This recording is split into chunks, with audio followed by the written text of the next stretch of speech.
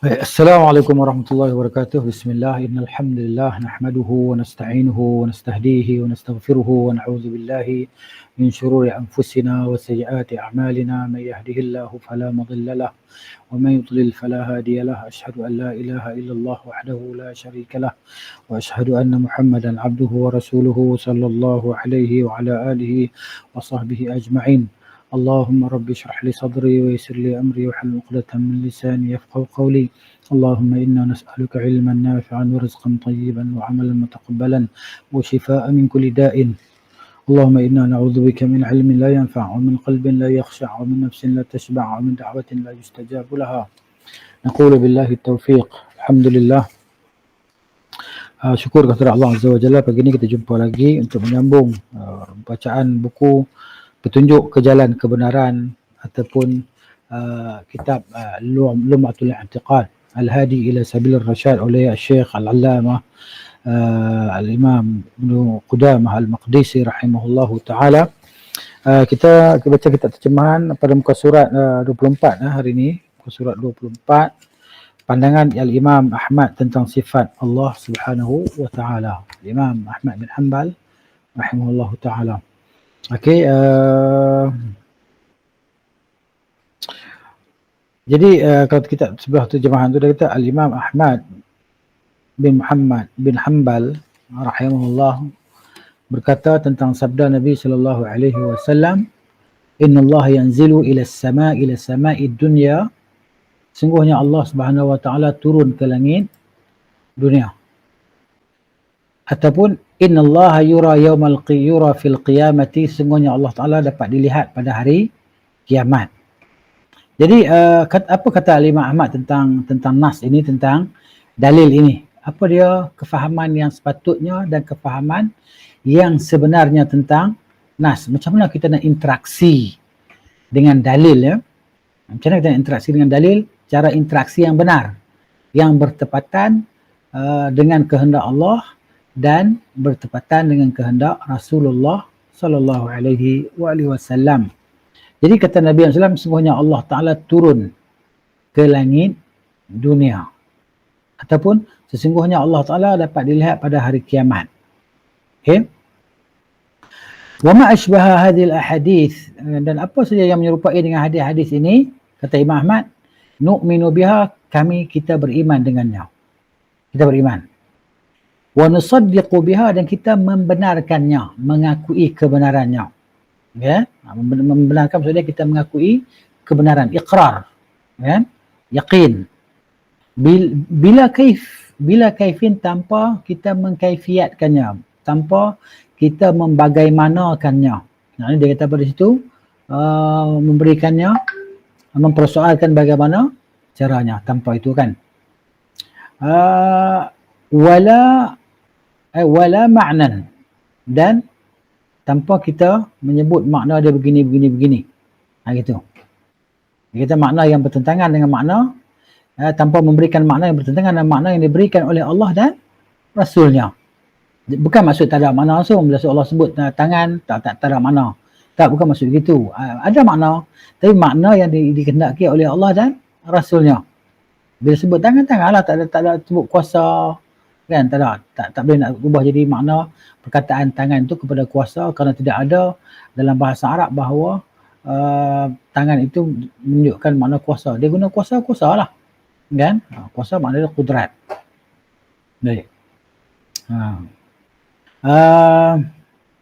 Kalau dia kata kami tidak menolaknya sedikit pun, kan? Jadi kalau ikut Ibn Qudamah kita wala ma'nan, maksud tidak ada makna, bukan tak ada makna langsung. Maksudnya makna yang tak boleh diubah lah. Makna itulah. Sebab Al-Quran ni bagi tahu dekat kita dengan perkataan yang kita boleh faham. Faham makna, tapi tak boleh nak lebih-lebih faham. Gitu. Jadi kata Imam Ahmad lagi, kami tidak menolaknya sedikit pun. Kami tahu apa yang dibawa oleh Rasulullah SAW adalah benar. Kami tidak membantah Rasulullah SAW dan tidak menyifatkan Allah melebihi apa yang Allah sendiri sifatkan bagi dirinya Azza wa Jalla, tanpa meletakkan had batasan tertentu maupun penghujung. Kita beriman Allah kata macam tu lah. Ya, tidak ada penghujung baginya. Tidak ada sesuatu pun yang serupa dengannya ya, dan dia maha mendengar lagi maha melihat. Ini Allah sebut dalam surah Asy-Syura ayat 11, laisa kamitslihi syai'un wa huwas samiul basir. Dia tidak serupa dengan segala sesuatu dan dia maha mendengar lagi maha melihat. Kami berkata sebagaimana Allah Subhanahu wa taala berfirman, apa yang Allah Taala kata itulah yang kami kata, dan kami sifatkannya dengan sifat yang dia sendiri sifatkan bagi dirinya. Apa yang Allah maha mengetahui tentang diri dia macam mana? Allah maha mengetahui lah diri dia. Kita tak tahu tentang Allah Taala melainkan apa yang Allah Taala bagi tahu. Jadi jangan lebih-lebih. Ya, ikut apa yang Allah Taala cakap sudahlah. Ya.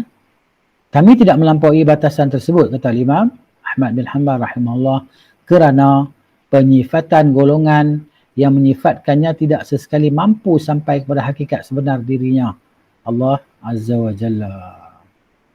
Itu maksud dia, kewajipan kita macam mana kita nak interaksi, muamalah dengan nama-nama dan sifat-sifat Allah Subhanahu wa taala. Kami beriman dengan Al-Quran keseluruhannya, baik ayat-ayat yang muhkam. Apa ayat yang muhkam? Muhkam ni ayat yang jelas, tak ada kesamaran, jelas. Dia makna dia tak menunjukkan kepada banyak makna, mungkin makna tu, mungkin makna ni, mungkin makna tu, mungkin makna ni. Dia tak jadi macam tu. Dia makna yang tu dia panggil muhkam. Jelas. Memang dia sebut perkataan tu maksudnya yang itu. Tapi kalau mutasyabih, maknanya ada kebarangkalian dia ada makna A ataupun padanya ada makna B ataupun padanya ada makna C. Itu dipanggil mutasyabih, ada kesamaran, ada kebarangkalian dengan makna lain. Okey. Maupun yang mutasyabih, yang samar-samar kan. Kami tidak membuang satu pun sifat daripadanya semata-mata kerana celaan musuh, yakni ahlu bid'ah. Kan? Itu dia.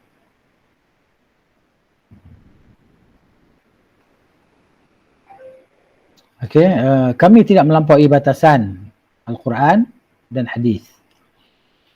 Dan kami pula tidak mengetahui tidaklah mengetahui hakikat sifat tersebut kecuali dengan pengesahan.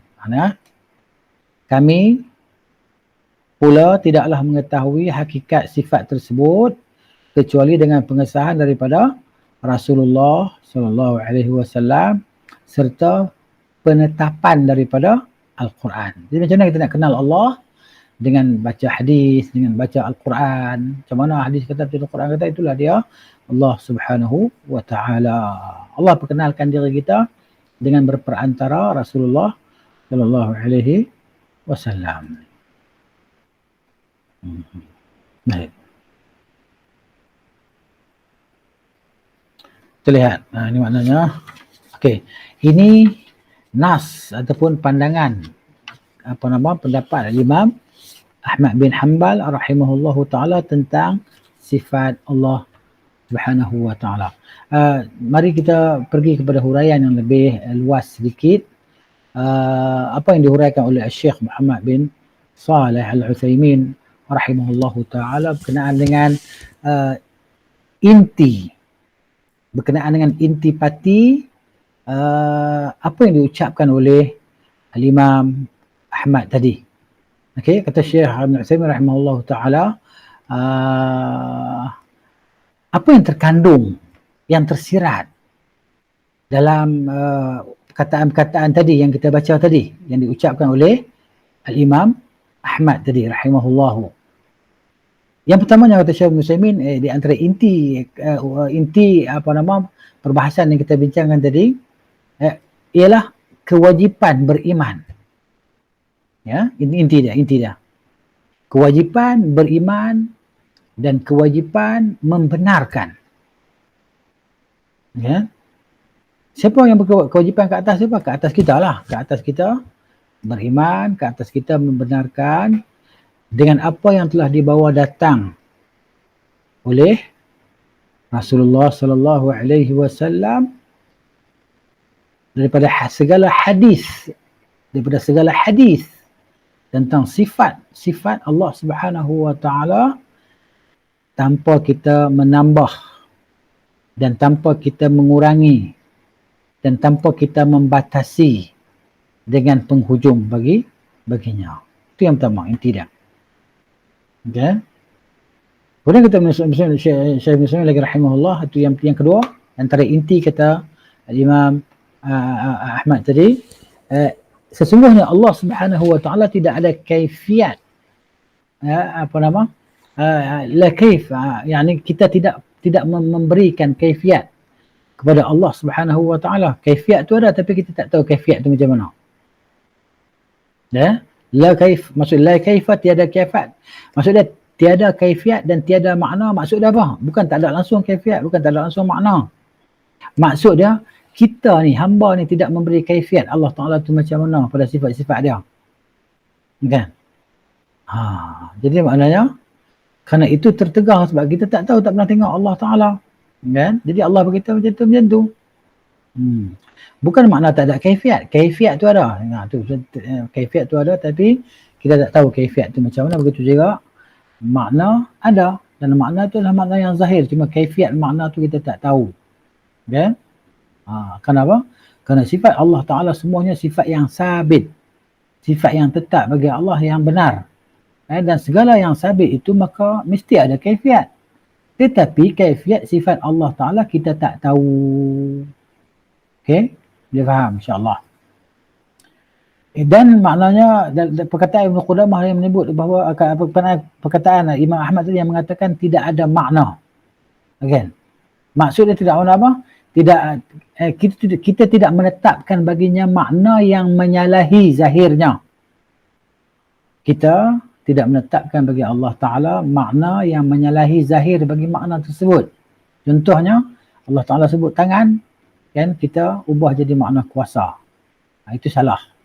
Bila Allah kata tangan, tak boleh fikir apa-apa dah. Terima je lah. Kan dia payah. Kan?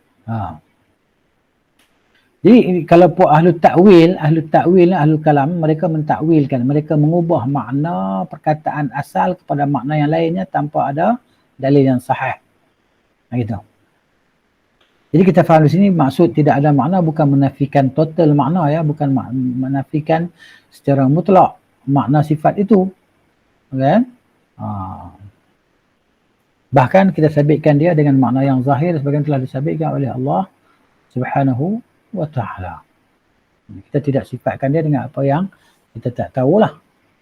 Gitu. Apa yang Allah kita sifatkan Allah, zat Allah pada apa yang Allah sendiri sifatkannya dan apa yang Rasulnya SAW sifatkan Allah. Begitu. Jadi maknanya Rasul SAW tak melihat Allah Ta'ala di dunia. Kan? Jadi siapa pun tak dapat melihat Allah Ta'ala semasa di dunia. Jadi di akhirat nanti dalam syurga barulah dapat melihat kepada Allah Subhanahu wa Ta'ala. Dan itu merupakan nikmat yang terbesar, ya. Nikmat yang terbesar, dapat melihat kepada Allah Rabbul Jalil Azza wa Jalla.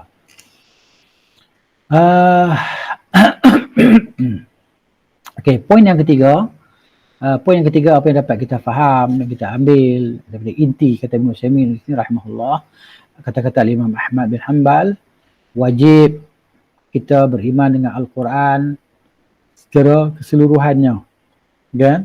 Sama ada yang muhkam daripada Al-Quran itu. Apa dia yang muhkam? Di sini Syekh ada huraikan, muhkam adalah sesuatu yang telah jelas maknanya. Itu yang muhkam. Dan yang mutasyabih, wajib juga beriman dengan ayat yang mutasyabih yang makna dia samar-samar, yang ada keberangkalian menunjukkan makna sekian dan makna sekian. Jadi macam mana kita perlu buat? Macam mana cara kita nak interaksi, ya, kan, dengan ayat-ayat mutasyabih ini, kan? Maka kita kembalikan dia kepada muhkam supaya makna dia jadi jelas, ya, kan? Supaya makna dia jadi jelas. Jadi makna bila Allah sebut yad ni macam makhluk, ya, macam sifat makhluk, tak. Kembalikan muhkam, maknanya muhkam ni ayat yang jelas bahawa tangan tu tangan, tapi tak boleh nak bayang macam mana, tak boleh nak bayang kaifiat dia macam mana. Jadi makna dia tentulah makna dia. Ya. Jadi wajib beriman dengannya secara lafaz. Ya, wajib beriman pada lafaz dan kita serahkan maknanya kepada Allah Subhanahu wa Ta'ala. Ya. Gitu. Kalau tak jelas lah, kalau tak jelas pada ayat-ayat mutasyabihat ni, kan, ayat dia kesamaran, serahkan makna dia kepada Allah Subhanahu wa Ta'ala, maka kita wajib beriman dengan lafaz dia. Macam tu Allah kata, macam itulah rupa dia. Okey, ini apa yang disebut oleh Syekh Muslimin tentang inti perkataan ataupun ucapan Al-Imam Ahmad bin Hanbal rahimahullahu ta'ala rahmatan wasi'ah. Kemudian kita lihat pula pandangan Al-Imam Asy-Syafi'i Muhammad bin Idris Asy-Syafi'i rahimahullahu ta'ala tentang sifat Allah Azza wa Jalla. Baik, kita lihat. Al-Imam Abu Abdullah Muhammad bin Idris Asy-Syafi'i, semoga Allah meridai beliau, berkata, aku beriman dengan Allah dan dengan apa yang datang daripadanya berdasarkan apa yang dimaksudkannya. Aku beriman kepada Rasulullah sallallahu alaihi wasallam dan dengan apa yang datang daripada baginda berdasarkan apa yang dimaksudkan oleh baginda sallallahu alaihi wasallam. Jadi akidah ni sesuatu yang teramat mudah. Akidah beriman dengan Allah kan sesuatu benda yang teramat mudah. Semua orang boleh faham dengan jelas. Tidak ada unsur-unsur kesamaran, keraguan dan sebagainya. Pening-pening kepala, belit-belit macam Ahlul Kalam dia pernah berakidah tadi kan. Macam tu, macam ni, jadi macam tu, jadi macam ni. Jadi orang tak faham langsung. Belajar akidah tapi tak faham. Cuba kita tanya mereka-mereka yang belajar. Tanya mereka yang belajar kitab-kitab, pondok, kitab-kitab akidah yang Ahlul Kalam ni kan. Tanya dia faham tak? Pergi kat masjid, tanya, pakcik faham tak ustaz cakap apa tadi? Kan? Tak tahu, saya pun tak faham. Dia kata apa? Dia jauhal fard lah, apalah, jirim lah, jisim lah, apalah. Kan? Nganga je lah. Orang kat masjid tu hanya nganga saja. Maknanya mendengar kehebatan ustaz tadi bercerita tentang ilmu Al-Kalam. Oh, hebat ustaz ni. Dia cakap sampai kita tak faham. Hebat ustaz ni. Dia cakap sampai kita tak erti apa. Kan? Itulah mereka diperbodohkan oleh kan ustaz-ustaz Ahlul Kalam ni. Macam tu. Ya? Jadi agama ni jadi payah. Memahami agama ni jadi susah. Padahal dia satu benda yang sangat mudah. Kanak-kanak yang kita kata mumayyiz pun boleh faham akidah ni macam mana. Sebab tu dipanggil akidah orang awam adalah akidah yang selamat. Beriman bahawa Allah tu ada dan Allah Ta'ala ada sifat-sifat yang sempurna dan tidak memiliki sifat-sifat kekurangan.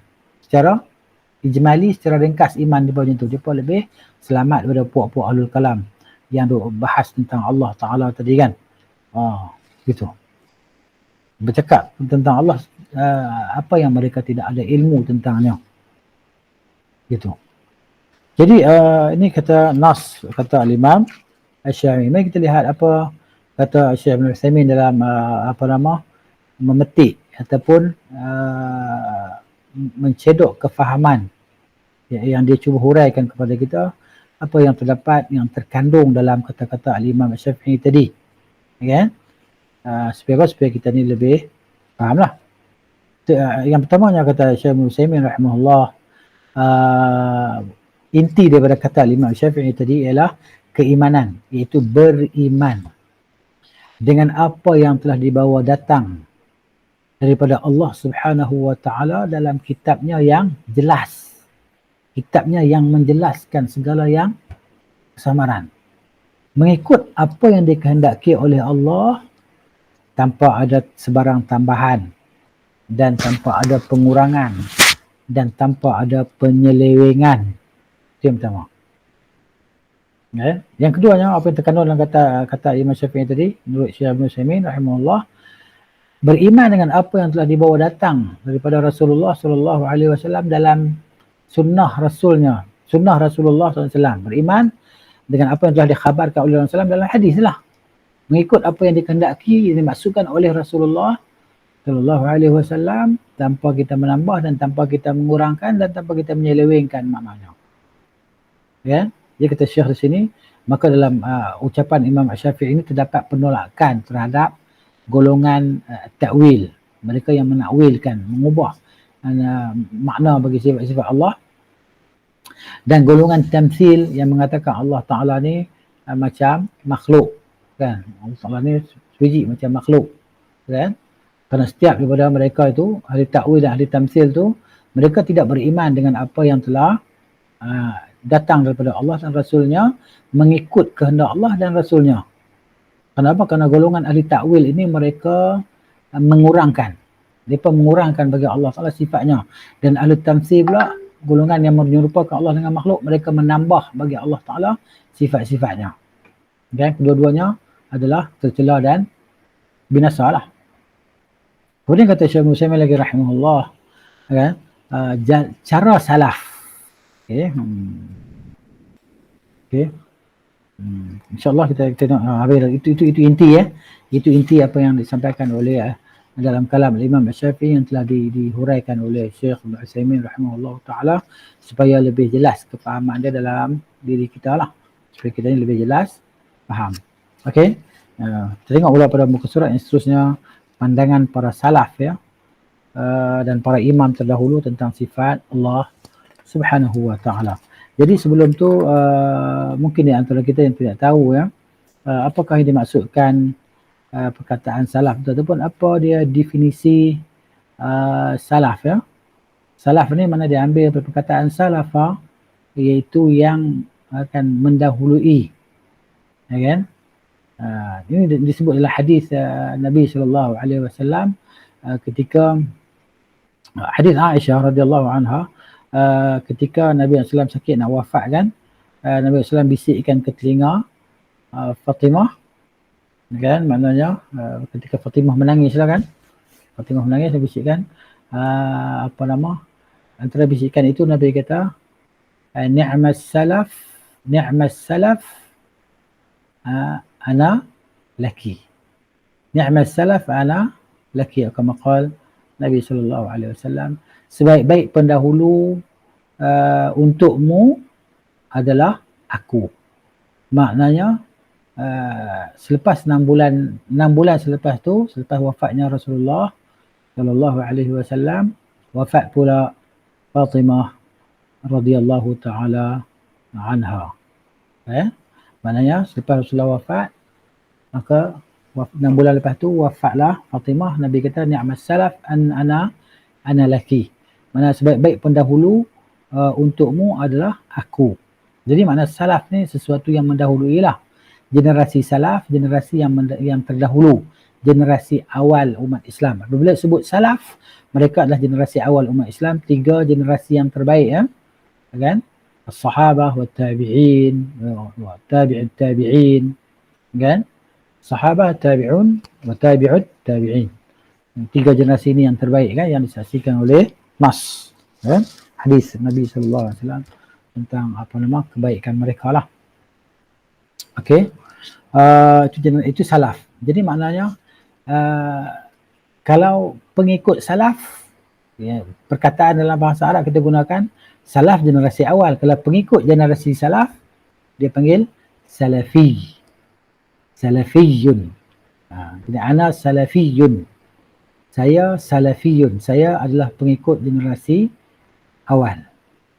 Jadi maknanya kalau ikutnya semua imam-imam kita itu adalah salafi. Imam Ahmad, Imam Al-Imam Nu'man bin Thabit rahimahullahu, kan, itu Abu Hanifah, nama dia Nu'man bin Thabit. Kemudian Al-Imam Malik bin Anas, Imam Darul Hijrah rahimahullah, kan. Kemudian Imam Syafi'i Muhammad bin Idris rahimahullah. Kemudian Imam Ahmad bin Hanbal rahimahullah ta'ala. Ini 4 imam yang terkemuka. Sebenarnya kata ulama bukan 4 saja, ramai lagi para imam yang seperti mereka ataupun yang mungkin lebih daripada mereka. Tapi kenapa yang ini masyhur? Kenapa yang ini masyhur? Takkan dalam Islam ada 4 ilmuwan ni sahaja, yang lain tak ada? Ada. Tetapi kemasyhuran itu Allah Ta'ala menghendaki untuk mereka berempat ni lah. Kan? Yang lain mana? Yang lainnya, dia di antara sebab kemasyhuran mereka adalah mereka memiliki murid-murid yang menghafal kata-kata mereka, yang menghafal, menjaga tulisan-tulisan mereka, kitab-kitab mereka. Dan murid-murid inilah yang meriwayatkan kata-kata guru-guru mereka, kefahaman guru-guru mereka, kitab-kitab guru-guru mereka disebarkan ke seluruh alam, sehingga ke seantero alam ni, maknanya akhirnya jadi tersebar luas lah 4 mazhab ni kan. 4 mazhab, hatta kita di Malaysia mana terkenal memang kita ni yang mendominasi adalah mazhab Syafi'i. Ya, hakikatnya para imam kita mereka ni adalah salafi, adalah salaf, pengikut generasi salaf. Sebab tu ada orang dia buat ungkapan dalam bahasa Arab, dia kata apa? Yang saya ingat, dia kata wa qawlu a'lamil huda la yu'malu bi qawlina biduri nassin yuqbalu. Kan? Wa qawlu a'lamil huda la yuqbalu. Perkataan para imam yang mendapat petunjuk ini tidak kita terima melainkan disertai dengan nas, dalil. Maknanya mereka tidak akan bercakap tentang agama melainkan dengan nas dan dalil. Itulah ciri-ciri salafi. Ya. Wa qawlu a'lamil huda la yu'malu bi qawlina biduni nasin yuqbalu. Fihi dalilul akhdhi bil hadithi. Jadi pada perkataan itu, perbuatan itu menunjukkan, membuktikan bahawa wajib kita mengambil dalil. Kan? Wa dhaka fil qadimi wal hadithi.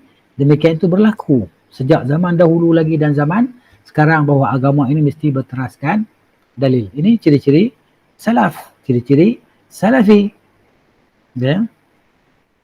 Wa qala Abu Hanifah al-Imamu, berkata al-Imam Abu Hanifah rahimahullahu ta'ala, la yanbaghi liman lahul islamu, tidak layak bagi orang-orang yang dia itu adalah orang Islam, tak layak bagi seorang Islam, seorang Muslim, akhdhan biqawliya hatta tu'rada 'ala al-kitabi wal hadithil murtada. Ya, tidak layak dia mengambil perkataanku sehingga dia bandingkan perkataanku dengan Al-Quran dan hadis yang murtada. Hadis yang murtada, hadis yang diredai. Hadis yang diredai adalah hadis yang sahih. Hadis yang sahih. Ya. Kemudian itu kata al-Imam Abu Hanifah rahimahullah. Wa maliku imami daril hijrati, dan al-Imam Malik bin Anas, imam Darul Hijrah, imam di Al-Madinah, qala wa qad asyara nahwa al-hujrati. Dia berkata, katanya dia telah mengisyaratkan ke arah bilik itu. Kan dia mengajar kat masjid Nabi sallallahu alaihi wasallam, bila dia bercakap dia tunjukkan tangan dia ke, jadi dia ke bilik Nabi SAW, ke kubur Nabi SAW. Dia kata apa? Kullu kalamin minhu dhul qabuli minhu mardudatun siwar rasuli. Dia kata semua perkataan manusia kita boleh ambil, kita boleh tolak. Kan ada yang kita boleh ambil, ada yang kita boleh tolak, kecuali perkataan Rasul sallallahu alaihi wasallam yang dia isyaratkan ke kubur Rasulullah tadilah.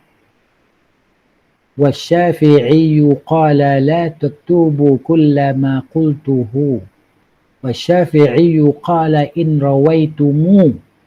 Imam Al-Syafi'i kata, sekiranya kamu meriwayatkan daripada aku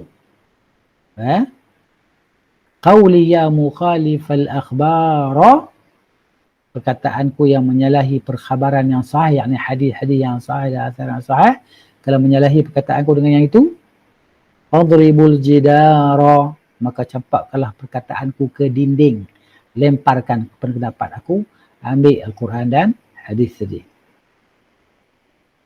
Wa Ahmadu, dan Imam Ahmad pula dia kata apa? Wa Ahmadu qala la taktubu kulla ma qultuhu bal aslu dhaka fatlubu.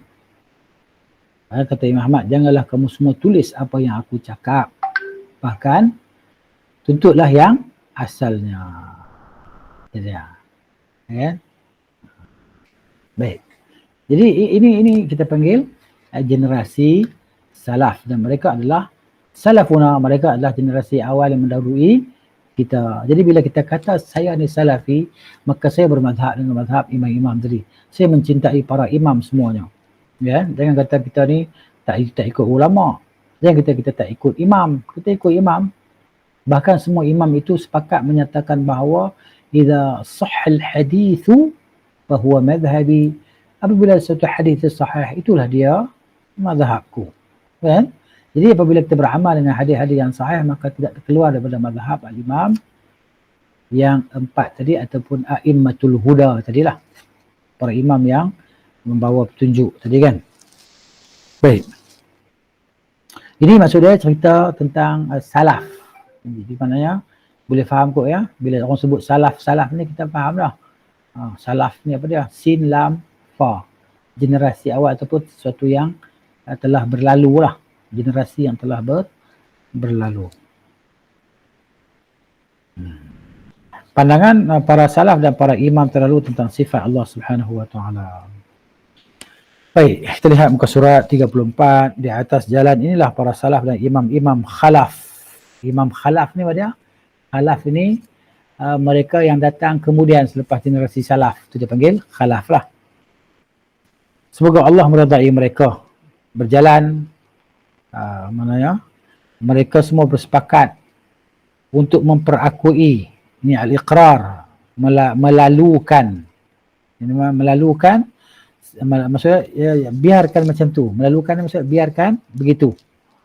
Serta menetapkan, yakni isbat sifat-sifat Allah yang terdapat dalam kitab Allah dan sunnah Rasulnya tanpa mencuba untuk mentakwilnya. Apa dia takwil saya sebut tadi? Mengubah maknanya kepada makna yang lain tanpa ada dalil yang sahih. Okey, kita diperintahkan untuk mengikuti jejak langkah dan petunjuk mereka. Ya. Dan kita diperingatkan untuk menghindari perkara-perkara baru dalam agama yang dipanggil sebagai perkara bid'ah. Kita dengar kan ada pendakwa-pendakwa yang tentunya daripada golongan ahlul ahwa, pengikut hawa nafsu, dia pun akan keluarkan syubhat-syubhat yang mengelirukan. Dia akan kata apa? Bukan semua Rasulullah tak buat, kita tak boleh buat. Bukan semua yang tak dilakukan oleh Rasulullah SAW, kita tak boleh buat. Dia akan keluarkan syubhat yang macam tu. Makna dia sahih daripada satu sudut. Tapi pada sudut yang lain tak betul. Bagaimana? Ya kan? Yalah, ada perkara-perkara Rasulullah tak pernah buat, kita boleh buat. Contohnya naik kapal terbang, guna laptop, komputer, Google Meet, StreamYard, apa lagi? Zoom, dan pengajian online, pengajian bersijil. Ini bukan Rasulullah SAW pernah buat, hatta para sahabat tak pernah buat. Ya? Itu menunjukkan dia kata, bukan semua benda yang Rasulullah tak buat kita tak boleh buat. Betul daripada satu sudut. Kan? Tapi salah daripada sudut yang lain. Maknanya kalau kita nak kata secara mutlak perkataan itu tidak benarlah. Kan? Maksud dia bukan boleh secara mutlak. Sebab kalau yang berkaitan dengan agama ada nas yang telah menyebutnya, yang telah menapisnya, yang telah menyaringnya. Sebab Nabi kata SAW, antum a'lamu bi umuri dunyakum. Kamu lebih mengetahui dengan urusan dunia kamu. Adapun tentang urusan agama, urusan akhirat, siapa yang bertanggungjawab? Kan? Di antara manusia, tentulah Rasulullah, utusan Allah Subhanahu wa taala. Kenapa? Karena dia adalah penjelas bagi Allah Taala. Gitu maksud dia. Kan? Jadi macam kisah ni lah kan, Nabi SAW baru sampai ke Mekah berhijrah, baru sampai ke Madinah dalam hijrah. Kan? Jadi Nabi duduk dengan orang Madinah, Nabi tengok orang Madinah ni berkebun. Dia berkebun, dia kawinkan pokok-pokok kurma tadi kan. Kan pokok kurma ni kena kawin kan untuk dapatkan hasil yang baik kan. Kita kena kahwin, kita ambil bunga ni, bunga jantan ni, kita pergi ketuk, bunga betina ni ataupun jantan pergi ketuk dekat bunga betina tadi kan. Ketuk. Proses pendemungaan. Ia tidak dibawa oleh angin. Tak bawa oleh angin, kita kena buat. Kita kena buat tu. Kan kalau kita sini burung-burung yang buat proses pendemungaan kan. Jadi begitu. Tempat angin. Jadi maknanya Nabi kata kalau dibiarkan begitu, Allah akan berikan padanya rezekinya. Ya. Jadi tak apalah bila sahabat dengan macam tu, mereka pun tak buat lagi lah proses pendemungaan kurma tadi, kahwin pokok tadi. Jadi bila datang hasil yang tak jadi, kemetuk buah dia tak macam kurma semua. Jadi Nabi SAW heran lah, kenapa jadi macam ni. Maka mereka pun ingat lah, kita Rasulullah kata, tak mana yang biarkan Tuhan beri rezeki kepada pokok tu, tak payah nak kita usaha-usaha apa. Jadi disitulah maknanya terbit perkataan Rasulullah SAW, antum a'lamu bi umuri dunyakum, kamu semua lebih mengetahui tentang urusan dunia kamu. Begitu. Ada urusan agama, tata cara solat, tata cara ibadat haji, umrah, semuanya itu adalah yang tauqifi, sesuatu yang diambil daripada Rasulullah SAW. Tidak boleh mengadakan perkara-perkara bid'ah dalam urusan agama. Melakukan suatu perkara dengan niat ibadat, mendekatkan diri kepada Allah Ta'ala, perkara itu mestilah yang telah diajar oleh Rasulullah SAW. Bukan kita reka-reka sendiri. Jangan beritahu pula, saya mimpi malam tadi Rasulullah SAW baca ayat ni 3,000 kali untuk jauh daripada corona. Maknanya, kita tanya dia balik, mana kamu ni hebat lah. Kamu lebih hebat daripada Abu Bakar lagi lah. Rasulullah SAW dengan sahabat karib dia Abu Bakar tu orang nombor 2 selepas para Nabi tu. Maknanya, had tu pun Nabi tak cerita kat dia. Okay? Nabi tak cerita kat dia. Tiba-tiba Nabi main cerita kat kamu. Hebat kamu ni. Kamu lebih hebat daripada Abu Bakar. Dan kamu ni boleh jadi sahabat Nabi ni. Okay. Jadi, ini semua cerita-cerita karut apa semua kan. Yang pengelipur lara, pokok pengelipur lara ni lah ni. Pakai sorban, pakai jubah, simpan jagut semua bohong orang. Nah. Kalau walaupun dia bohong ke tak bohong, tapi kalau hakikatnya kalau kita kata dia pembohong, kita tak besar pun. Kan? Gitu. Sebab apa? Sebab agama ni sesuatu yang telah sempurna. Allah kata al-yawma akmaltu lakum dinakum kan. Allah dah kata agama ni dah sempurna. Kenapa kita nak tambah-tambah lagi, nak beritahu Nabi datang dalam mimpi cerita kat kita benda yang tak pernah diceritakan kepada Abu Bakar, Umar dan para sahabat yang terdahulu radhiyallahu anhum. Kan? Macam Habib Umar yang mudil, yang sesat juga menyesatkan dari Yaman tu. Dia mendakwa Rasulullah datang secara yaqadhah ke majlis dia, ke tempat dia. Sehingga dinamakan tempat dia tu sebagai Darul Mustafa sallallahu alaihi wasallam. Dia tak Darul Mustafa, dar rumah Rasulullah sallallahu alaihi wasallam di situ. Dia panggil dar ni tempat tinggal. Rasulullah tinggal di situ maksud dia. Astagfirullahalazim. Ini dhal mudil, sesat lagi menyesatkan. Pupuk Habib ni banyakannya menyesatkan orang lah. Begitu. Dan mereka ni berleluasa di Indonesia dan di Malaysia ni kan. Tapi itulah orang jahil yang tak nak belajar ni kan akan terpesona lah. Kalau orang macam tu pun boleh terpesona, terikut-ikut.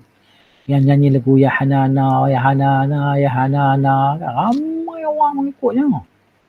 Sampai satu masa tu kita tengok mereka ni macam buat disco kan. Dia pasang dengan lampu-lampu, berkelip-kelip sambil menari, sambil duk gawang-gawang tangan. Ya Hanana, Ya Hanana, Ya Hanana, Ya Hanana. Kan? Dia penuh dengan kekhusyukan. Sebab apa? Sebab syaitan dah menghiasi amalan dia apa? Yang paling kesian sekali kita kata orang ngembung kita. Yang tak belajar ni, dia ingat selawat. Dia main jumpa saya, dia kata, tolong terjemah Ustaz selawat ni. Dia nak beramal, dia nak seronok. Okay. Saya kata selawat mana pula ni? Dia buka CD tunjuk. Ini bukan selawat makcik. Ini lagu ataupun nasyid. Kan? Ini bukan selawat. Tak ada kaitan langsung dengan selawat Nabi. Tu dia lah. Maknanya terkena, tertipu. Kan? Bukan tipah, tertipu. Habis semua kena tipu. Gitu.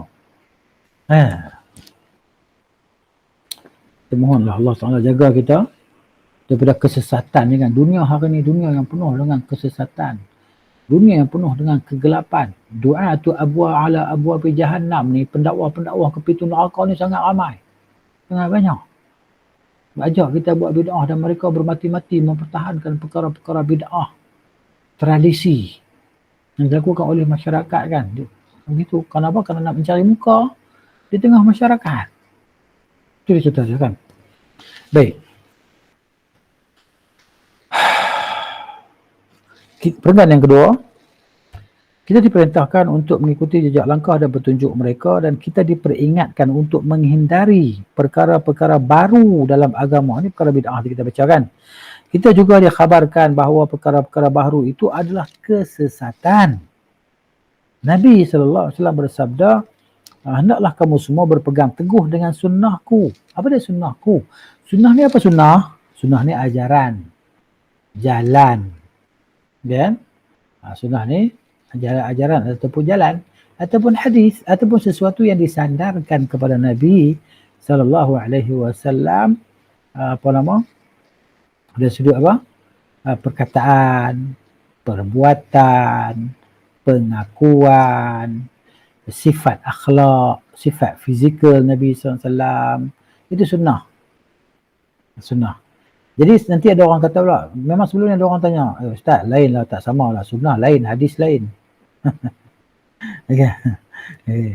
Sunnah dia kata mana lain, hadis di mana lain. Saya tanya dia pula, dia pun pening kepala. Kan? Sunnah tu pada sunnah. Sunnah ni dari sudut bahasa, mana dia? At-tariqah. Sunnah ni apa dah? Jalan. Kan? Way of life. Jalan. Kan? Sunnah. Itu dari sudut bahasa. Kalau dari sudut istilah apa dah? Kullu ma udhifa ila an-nabi sallallahu alaihi wasallam min qawlin aw fi'lin aw taqririn aw wasfu khalqin aw khuluqiyyin. Itu mana yang saya sebut tadi lah. Itu sunnah.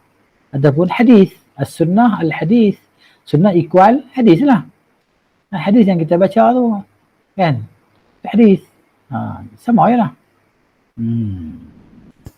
Maksud dia perkataan seerti. Perkataan seerti. Hendaklah kamu semua mengikuti sunnahku. Dan sunnah khulafa al-rasyidin al-mahdiyin, iaitu khalifah, sunnah khalifah yang beroleh petunjuk. Kan? Min ba'di, selepasku, ini selepas kewafatanku. Selepas kewafatan Rasulullah sallallahu alaihi wasallam. Dan gigitlah hello, ya. Ustaz, contoh kalau Ustaz dapat tulis yang istilah sunnah tu, dia punya bahasa Arab tu kan lebih tepat. Kalau bahasa Melayu dia pun nak jelas pun nanti takut tersalah tafsir. Kalau Arab tu memang itu yang memang sunnah dapat catat. At least kita pun faham bila orang sebut ini jelas yang ini. Kalau kita tafsir Melayu mungkin dia kata kita yang mentafsir sendiri. Okey, setiap sunnah, apa nama sunnah dia? Setiap yang disandarkan kepada Nabi sallallahu alaihi wasallam. Okey.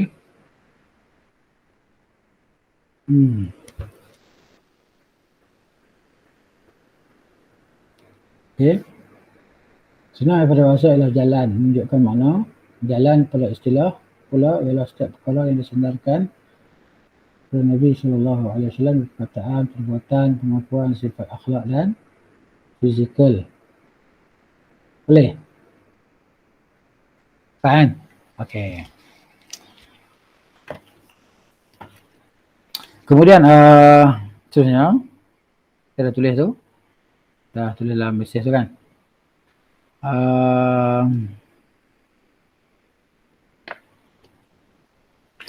Kalau nak lebih jelas kan, saya syorkan, saya cadangkan, kalau untuk kita kata macam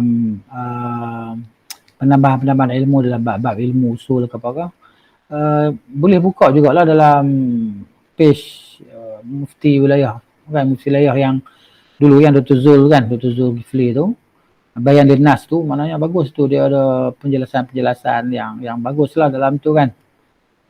Maknanya dalam web Pejabat Mufti Wilayah tu kan dia ada fatwa-fatwa Bayan Linnas tu. Saya rasa di situ pun ada cerita benda macam tu. Okey. Okey.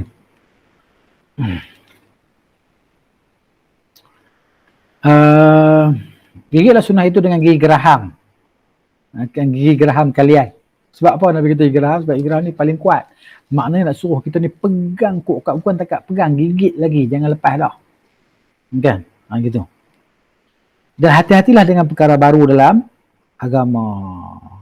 Ramai orang buat perkara-perkara baru dalam agama kan. Baca zikir 70,000 kali ni kan, nanti malaikat maut mari tak tanya dah soalan dekat muka nangkir, tak tanya dah soalan 70,000 ni. Bayangkan macam Muhadijul kan. Ni seorang lagi yang dal, yang sesat, duk menyesatkan orang. Muhadir Haji Jul ni kan. Jadi orang macam ni masuk dalam TV dan sebagainya. Ya. Jadi dia pun main suka dia pun yang nak cerita tentang agama ni. Ya kan? Cerita-cerita mimpi. Kan ni pengelipur-pengelara yang merosakkan agama. Yang kita kena jelaskan. Yang kita kena bagi tahu tahzir mereka ni kan supaya jangan ada orang yang pergi belajar dengan orang macam ni lah. Kecuali mereka dah bertaubat dan bertinggalkan perkara-perkara bid'ah dan kesesatan mereka tadi lah. Gitu.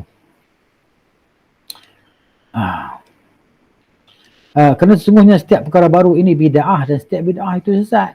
Depa pula kata pula, iyalah kan, memanglah kullu bid'atin dhalalah, setiap bid'ah yang sesat tu bid'ah yang dilarang. Di sana bid'ah yang tak dilarang pula. Allahu akbar. Assalamualaikum Ustaz, boleh celah sikit minta maaf. Ya. Ustaz, tadi pasal berkenaan dengan Ustaz apa? Muhadir Jul Haji Jul, Muhadir Haji Jul. Ya, saya ada buku dia tapi itulah saya tak berapa nak baca lah sebab macam ada yang tak faham. Jadi adakah saya patut tinggalkan ataupun tutup terus ke buku tu? Macam mana Ustaz? Dilupuskan. Kenapa kalau orang macam saya bolehlah guna buku tu untuk buat rujukan ataupun buat tesis. Okey? Sebab saya rasa macam saya ni cetek ilmu Ustaz, saya orang baru kat sini. Ya. Jadi bila saya memang ada buku dia, anak saya hadiahkan kat saya tapi saya nampak macam tak tahulah, mungkin Allah bagi saya petunjuk kot, alhamdulillah. Tu je. Jadi banyak buku tu kalau orang macam saya okeylah. Saya buat tesis. Saya buat kajian untuk nak beritahu anak keluarkan apa-apa yang disebut kan. Dalam berkenaan tu. Buku tu berkenaan apa ya? Buku tu berkenaan apa? Saya tak pasti sebab saya dekat sini saya tak bawa buku tu, saya kat rumah saya dekat Gombak je memang buku tu ada. Jadi cuba tengok. Nanti saya cuba masukkan. Cuba tengok buku tu, cuba bagi dia punya apa nama isi kandungan je lah. Snap isi kandungan tu kan. Sebab saya tak baca lagi, saya baca macam lebih kurang. Tapi saya maknanya buku tu jangan baca lah. Kalau bagi saya lah, tanya nasihat saya, jangan baca lah sebab tak ada manfaat orang macam tu. Kan? Walaupun mungkin ada kebaikan dalam buku, kita tak nafikan. Betul. Kita nafikan ada kebaikan-kebaikan yang ada dalam apa yang disampaikan oleh orang macam ni. Kan kita nafikan, kita akui depa ni ada keikhlasan insya-Allah. Ya betul. Depa ada keikhlasan. Macam saya orang tadi macam saya ni kurang ilmu. Jadi saya memang tak sampai ke tahap saya nak faham macam tu Ustaz. Depa insya-Allah depa ikhlas dalam menyampaikan, tetapi keikhlasan tu tak cukup. Maknanya kan dia mesti ikhlas tapi dengan sesuatu yang sahih, yang benar kan. Macam kita lah ikhlas nak ubat orang tapi kita pun tak tahu ubat ni berkesan ataupun tidak. Contohnya sekarang kita kata heboh tentang ivermectin, ubat untuk coronavirus dan sebagainya kan. Jadi kita tak ada kajian, tak ada apa, jadi kita rasa macam bimbang dan takut dan sebagainya. Kita tak kisahlah kan. Jadi suatu ubat yang dicadangkan oleh orang yang bukan ahli kita, contohnya lah. Jadi kita nak cerita, saya ikhlas nak ubati orang tapi adakah saya berani nak gunakan sedangkan saya tak kenal ubat tu pun. Jadi ilmu ni umpamakan seperti ubat ya. Ilmu ni adalah ubat ataupun suplemen. Ya, suplemen jiwa, ubat jiwa.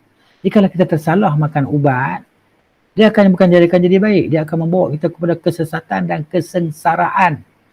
Sesat dan sengsara. Bukan setakat di dunia tetapi di akhirat. Sebab tu kita kena sentiasa berdoa, minta sungguh-sungguh dalam keadaan kita khusyuk. Jangan kita sibuk dengan benda lain. Jangan berdoa dalam keadaan kita sibuk dengan benda lain. Kita doa dalam keadaan kita khusyuk, minta ya Allah ilmu yang bermanfaat. Nanti Allah akan dorong kita. Tapi syarat khusyuk. Allah akan dorong kita kepada ilmu yang bermanfaat. Allah akan jauhkan kita daripada ilmu-ilmu yang tidak memberi manfaat, kebaikan untuk dunia kita dan akhirat kita. Ya kan? Baik, itu saja. Harap insya-Allah lah Allah bantu kita, Allah tolong kita, Allah beri petunjuk kepada kita. Jadi nikmat ilmu itu dan walaupun permulaannya kita baru macam puan cakap tadi, baru ikut kelas ni dan sebagainya kan. Jadi teruskan berdoa kepada Allah Taala supaya Allah jaga kita. Kadang-kadang kita dapat suatu benda yang memang benda tu memang bagus. Tetapi kerana apa? Kerana tidak ada taufik daripada Allah Ta'ala, hanya separuh jalan ataupun suku jalan saja. Kita berada di atas jalan kebenaran, lalu ada yang mari bagi tahu kita, kau ikutlah pokok ni, kumpulan-kumpulan ni tak betul lah ni.